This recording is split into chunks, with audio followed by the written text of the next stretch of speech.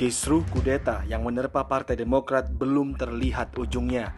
Persoalan kepemimpinan hingga soliditas internal menjadi polemik tak berkesudahan hingga munculnya wacana kongres luar biasa sebagai langkah pembenahan partai. Wacana KLB ini yang membuat gaduh internal Partai Demokrat semakin menjadi.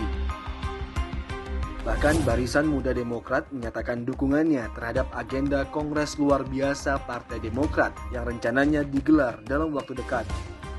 Salah satu tuntutan Barisan Muda Demokrat adalah meminta Agus Harimurti Yudhoyono mundur dari jabatan Ketua Umum.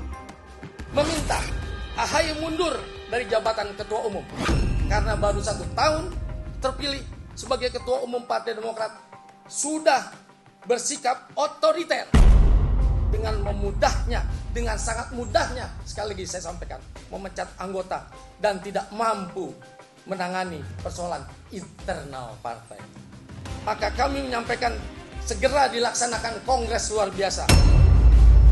Tidak akan mungkin ada KLB. Kalau toh ada KLB itu abal-abal. Representasi siapa? Apakah punya hak suara? Apakah pengurus DPC yang asli? Apakah pengurus DPD yang asli? Apakah pemegang hak suara yang asli? Karena sampai sekarang itu mereka dengan solid mendukung AHY.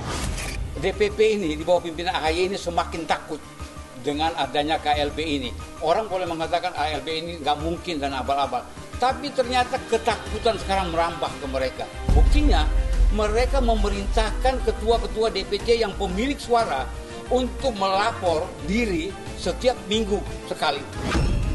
Dan diawasi oleh tim Raja Wali atau satgasnya dari DPP Partai Demokrat. Itu kan ketakutan namanya. Mengkebiri hak asasi orang.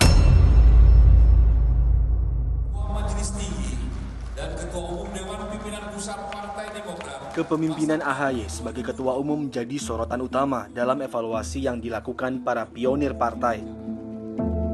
Isu kepemimpinan tersebut pun merambah luas hingga pada evaluasi kondisi terkini partai yang dianggap tak banyak berubah dalam meraup suara pemilih. Selama kurun 1 dekade terakhir, persoalan perolehan suara Partai Demokrat terus mengalami penurunan.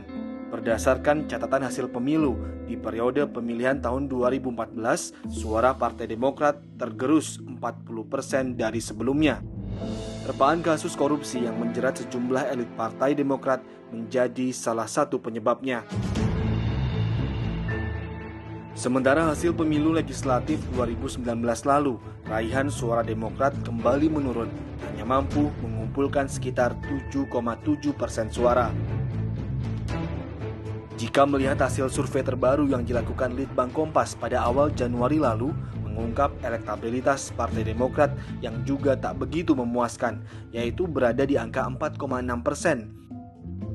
Tingkat keterpilihan tersebut tak jauh bergeming dari 3 periode survei yang pernah digelar pasca pemilu 2019 lalu. Bahkan, berdasarkan preferensi pemilih Partai Demokrat, nama AHY belum keluar sebagai jawara sosok yang dipilih sebagai presiden. Pilihan pemilih Demokrat masih menempatkan nama AHY 10,9% berada di urutan ketiga setelah tokoh lainnya seperti Anies Baswedan dan Prabowo Subianto.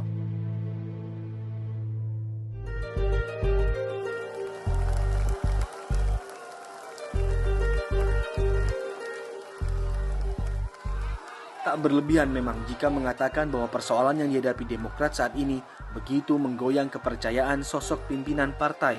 Sejak terpilih menjadi Ketua Umum dalam Kongres 5 Partai Demokrat Maret 2020 lalu, ada banyak hal yang perlu dibuktikan AHY sebagai Ketua Umum terpilih. Namun, di luar itu semua pihak yang berseteru pada dasarnya sepakat untuk penyelamatan partai dengan segala pekerjaan rumah dan dapat bangkit dari keterpurukan. Hal ini tentu menjadi jauh lebih penting bagi Partai Demokrat saat ini.